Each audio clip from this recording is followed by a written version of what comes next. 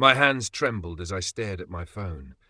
3 missed calls from Gerald, my lawyer, followed by a text that made my blood run cold. "Tom, call me now. Don't go to your daughter's house. I mean it." I'd been putting on my coat, preparing to drive to Lindsay's place in Springbank for Sunday dinner. She'd been so insistent all week. "Dad, you never come over anymore. The kids miss you. I'm making your favourite pot roast." How could I say no? But Gerald's warning changed everything. I sank back into our leather couch, the one Margaret and I had chosen 32 years ago when we bought our Mount Royal home. Margaret would have known what to do. She always did. But she'd been gone 4 years, leaving me to navigate this alone. With trembling fingers, I dialed Gerald. His voice, professional yet concerned, immediately set me on edge. "Where are you right now? Are you alone?" "I'm at home. What's going on? You're scaring me." "Good. Stay there. Lock your doors. I'm coming over. We need to talk face to face, and you need to see some documents I received this morning." 20 minutes later, Gerald spread papers across my dining table as if they were evidence in a crime. "Tom," he began, "3 days ago, your daughter Lindsay and her husband Derek filed a petition with the Court of Queen's Bench. They're asking to have you declared mentally incompetent, to become your legal guardians and take control of all your assets." The words hit me like a punch. That's insane. I'm 67, not 97. I volunteer at the food bank, manage my investments, renewed my driver's license last month. Why would they do this? Gerald slid another document toward me. "Your house is valued at $2.4 million. Investments, $1.8 million. Including your pension and savings, your estate totals just over $5 million. The figures felt clinical, targeted. Margaret and I had worked hard to secure our future, but hearing it broken down like this was unnerving. "They know about the house value?" I asked. "They do. You discussed the Calgary real estate market last Christmas. She joked you were sitting on a gold mine." Gerald turned his laptop toward me. "Your daughter and Derek are in serious financial trouble. They bought a 5,000-square-foot house in Springbank Hills with a $650,000 mortgage and invested $400,000 in a cryptocurrency venture that failed. Their grandson Josh's private school cost $38,000 a year, and property taxes alone are $22,000 annually." "How do you know all this?" I asked. "It's in their petition. They argue they need to protect your assets from your alleged decline before you make irresponsible financial decisions. And Tom, they've been building this case for at least 6 months." He showed me photos of me at Safeway, supposedly looking confused, a statement from Dr. Patel noting disorientation during a checkup, and even a recorded conversation about forgetting my own phone number. Every ordinary moment twisted into evidence. "This is fraud," I whispered. "Elder abuse." "Yes. Unfortunately, these cases are increasing, adult children targeting parents' estates before death." Gerald closed his laptop. "The hearing is in 2 weeks. If they win, they gain control of your bank accounts, investments, and house. They can sell property, move you into assisted living, and make all medical decisions. You'd lose autonomy completely." I remembered the house where Margaret and I raised Lindsay, hosted Christmas dinners, planted gardens, and where Margaret had passed away. They can't do this. Lindsay wouldn't. The evidence suggests otherwise. They've planned carefully, documenting everything since your minor car accident last year, capturing every forgotten name, every missed appointment. I felt lost, betrayed, terrified. Gerald leaned in. "We fight back, smartly. But you must understand this could tear your family apart. Are you ready for that?" I thought of little Lindsay on my lap, crying at Margaret's funeral, and then of her actions now. Calculated, deceptive, willing to destroy me for money. "Tell me what we need to do," I said. Gerald's expression shifted to strategy. "First, document everything. Keep a detailed journal of your daily activities, decisions, and interactions with timestamps and evidence of sound mind.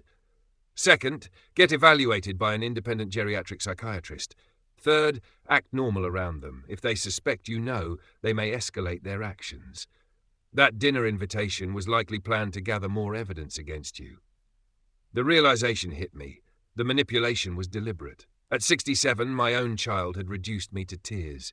Gerald placed a reassuring hand on my shoulder. "Money changes people, or shows who they truly are, but we can fight this."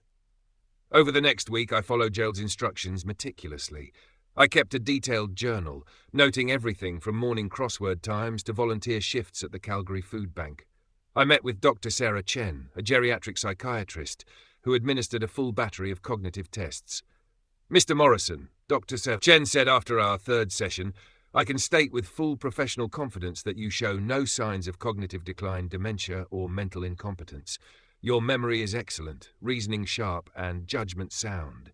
In fact, you're sharper than many people half your age. The hardest part was pretending everything was normal with Lindsay. She called midweek. Dad, I'm so sorry about Sunday. Derek's mother fell, and we had to rush over. Can we reschedule? Of course, sweetheart, I said, the endearment tasting bitter. Is she okay? She's fine. You know how dramatic she can be, she laughed, a sound I had cherished my whole life. Then, almost casually, she added, Actually, Dad, Derek and I wanted to talk about setting up a trust just to organize everything for the future. Even with the court date looming, she tried to manipulate me into giving her legal control. That sounds like a good idea. Let me think about it, I said cautiously. Later that night, my grandson Josh called.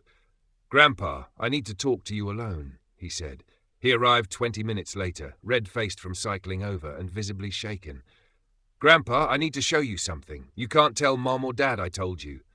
He handed me his phone, hands trembling. I listened in disbelief. Lindsay and Derek were on tape discussing the court date, the photos, Dr. Patel's notes, and systematically planning to take over my estate. They've been calculating everything, every forgotten appointment, every confused moment, so it appears there's a pattern of cognitive decline. Even if I fight, it will cost him hundreds of thousands in legal fees, and when we win, the house goes on the market immediately. Liquidate his investment portfolio, pay off the mortgage, set up a trust for Josh's education. He won't even know the difference, Lindsay's voice said coldly. Josh was crying silently. Grandpa, I'm so sorry. I didn't know what to do. I love you. I held him tightly. This brave kid risked everything to protect me. You did the right thing, Josh. Exactly the right thing. I called Gerald immediately. Hearing the recording, he was silent. Tom, this changes everything. This is direct evidence of fraud and elder abuse. With this, we don't just defend, you go on the offensive. What do you mean? I asked. We file a counterclaim. Fraud, attempted financial exploitation, conspiracy to commit theft. Every judge will know exactly what your daughter tried to do. The hearing arrived faster than I expected. I sat in the courtroom with Josh beside me, holding his hand tightly. Across the aisle, Lindsay and Derek sat with their lawyer, a sharply dressed man in an expensive suit. Lindsay wouldn't meet my eyes. Justice Maria Rodriguez presided, a woman in her 50s with steel-grey hair and an expression that suggested she had seen it all. Lindsay's lawyer went first, presenting their case. Photos, Dr. Patel's notes, and documentation of my supposed decline. He painted a picture of a tragic situation, a loving daughter trying to protect her father from himself. Your Honour, Mr. Morrison is clearly in the early stages of cognitive decline. His daughter, Miss Morrison Fletcher, is merely trying to ensure that her father's substantial estate is managed responsibly before he makes decisions that could jeopardize his financial security, he said. Then it was Gerald's turn. Your Honour, I present Dr. Sarah Chen's psychiatric evaluation, completed last week. She found no evidence of cognitive decline. Mr. Morrison tested above average for his age in all areas of mental competence. He submitted the report and continued. Additionally, we have evidence that Miss Morrison Fletcher and her husband systematically documented normal aging behaviors and presented them as incompetence. The Safeway confusion? He was looking for a specific cereal brand. At Dr. Patel's office, he had the flu and a fever. The forgotten phone number? A recent provider change. Gerald methodically dismantled each piece of their evidence. Then he presented the most critical proof. Josh's recording. Lindsay and Derek's voices filled the courtroom, discussing selling my house, liquidating assets and putting me in assisted living, all while calculating how to benefit financially. Your Honour, this is not a loving daughter protecting her father. This is a premeditated attempt at financial exploitation. Miss Morrison Fletcher and her husband are in severe financial distress. They stand to gain over $5 million by having Mr. Morrison declared incompetent. They've manipulated records, staged photos, and built a false narrative, all to steal their father's life savings. Lindsay's lawyer objected. Your Honour, this recording was obtained without my client's consent. It's inadmissible. Justice Rodriguez cut him off. This is a civil guardianship case. I want to understand the motivations behind this petition.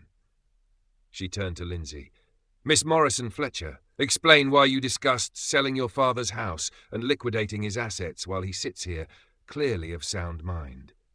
Lindsay opened her mouth, but no words came. Your Honour, that was taken out of context. Hypothetical estate planning, she finally stammered. Hypothetical estate planning that included putting me in assisted living while they pocketed nearly $2 million. The judge's voice was cold. Miss Morrison Fletcher, I've been on this bench 18 years. I know financial elder abuse when I see it.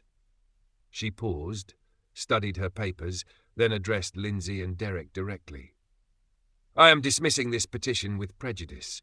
It cannot be refiled. Furthermore, I am issuing a restraining order. You are prohibited from contacting Mr. Morrison or coming within 100 meters of his residence for a minimum of 2 years. This case is also referred to the Alberta Crown Prosecution Service for potential criminal charges of fraud and elder abuse. Turning to me, her expression softened slightly. Mr. Morrison, I am deeply sorry for what you endured. No parent should experience this. All legal fees for your defence will be paid by the petitioners.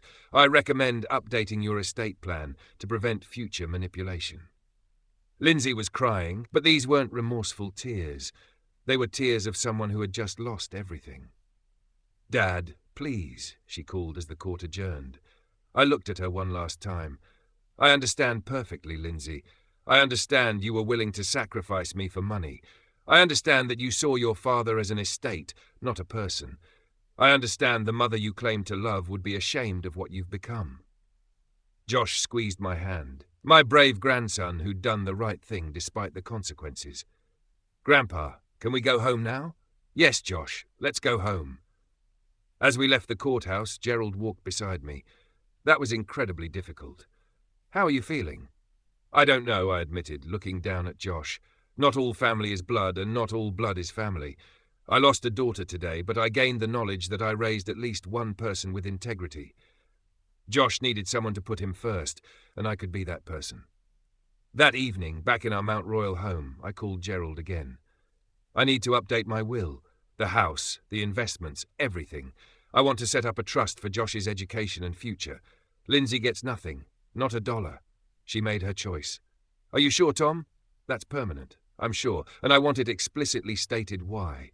The will must reflect exactly what she tried to do, so that if she ever contests it, the judge knows the full story. A week later, Josh moved in with me. His parents had kicked him out after discovering he'd recorded them. 15 years old, and they chose money over their own son. But I had a big house and a bigger heart. We established a routine. Breakfast before school, homework at the dining table, weekend trips to the mountains. Josh helped in the garden, planting vegetables where Margaret had grown her roses. One Saturday morning, while pulling weeds, Josh asked, Grandpa, do you ever forgive her? I paused, considering my words carefully. Forgiveness isn't about them, Josh. It's about not letting their actions poison what's left of your life. Do I forgive what your mother tried to do? No. Will I have a relationship with her again? Probably not. But I won't spend my remaining years consumed by bitterness. I have too much living left to do, and now I have you to help me do it. 6 months later, Josh and I stood in the garden, looking at a newly installed plaque with Margaret's name, her dates, and a quote we chose together. Family is not always blood. It's the people who stand by you when everyone else walks away. Do you think Grandma would have liked this? Josh asked. I think she would have loved it, I said, and she'd be proud of you. My phone rang. It was Gerald. Tom, the Crown has filed charges. Lindsay and Derek pled guilty to attempted fraud. They received suspended sentences and 2 years probation, but it's on their record. This means it's really over. Your estate is secure, your autonomy protected, and you can live in peace.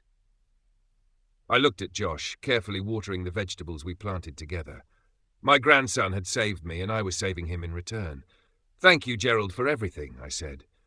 That night, Josh did his homework while I read beside him. Lindsay had tried to take everything from me: home, money, dignity, independence. But what mattered was right here. Family wasn't about blood, obligation, or inheritance. It was about the people who showed up when everything fell apart. It was about a 15-year-old risking everything to do what was right. It was about second chances and new beginnings. Margaret had always said that people reveal who they truly are when there's something to lose. Lindsay showed me she'd sacrifice her father for financial security. Josh showed me that courage and integrity still exist even in the youngest generation, even when it comes at a cost. At 67, I'd learned more in the past 6 months than in the previous 67 years. Trust is earned, not given. Those who claim to love you can sometimes hurt you most. Real love is shown through actions, not words. And it's never too late to stand up for yourself. Vulnerability isn't weakness. Asking for help is courage. Fighting back isn't vindictive, it's self-preservation. To anyone facing something similar, if a family member is trying to declare you incompetent or take control of your life and assets, fight back. Hire a lawyer. Document everything. Trust your instincts. Your value isn't measured by your bank account. You're not crazy, confused, or paranoid. If someone systematically undermines your competence, it's for their gain, not yours. And to adult children, an inheritance isn't yours until it's legally given. Parents earn their assets. They decide what happens. Attempting to manipulate or legally trick them may win money, but you lose something far more important, yourself. Lindsay spent 1.5 years planning, manipulating, and risking hundreds of thousands in potential inheritance. What did she lose? Her father, her son, her reputation and self-respect. Whether it was worth it, only she can answer. But I suspect she knows. For me, I have a grandson to raise, vegetables to grow, and a life to live. The Mount Royal house isn't just an asset anymore, it's home. It's where Josh is learning integrity, where memories of Margaret remain in every corner, where justice was served, and where family was redefined. That's worth more than all the money in the world.